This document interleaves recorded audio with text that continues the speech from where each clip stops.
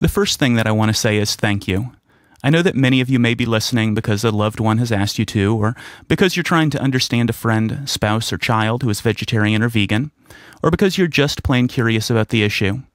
So thank you for taking the time to listen with an open mind. I'm not going to cover everything, and I'm not going to go into the depth that these issues warrant. This recording provides just a nutshell synopsis of the key issues. If I pique your interest, please check out our vegetarian website, goveg.com. There are probably as many reasons to be a vegan as there are vegans. The 5 we hear most often at PeTA are human rights, the environment, human health, animal welfare, and animal rights. I'll address each of them in a moment, but first, let me tell you why I became a vegan. In 1987, during my first year of college, I read Francis Moore Lappé's book, Diet for a Small Planet.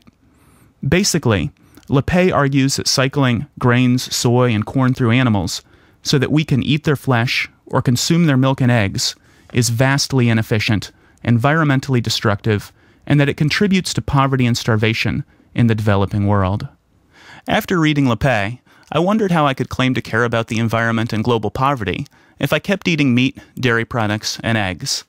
It also occurred to me that animals are made of the same stuff as humans, flesh and blood, and that they suffer just like we do.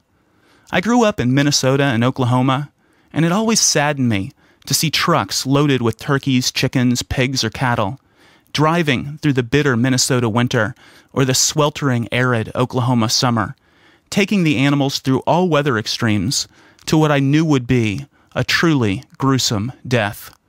I realized that my decision to eat so much Kentucky Fried Chicken and Dairy Queen ice cream really did impact on global poverty, on the environment, and on animal suffering. And so I decided to become a vegan. But back to those top 5 reasons that we hear at PeTA for going vegan. Really, a vegan diet is without a doubt the best choice for our health, the only sustainable choice for the environment, and the only choice that expresses in a positive manner who we are in the world. Compassionate people, compassionate toward humans, and compassionate toward animals.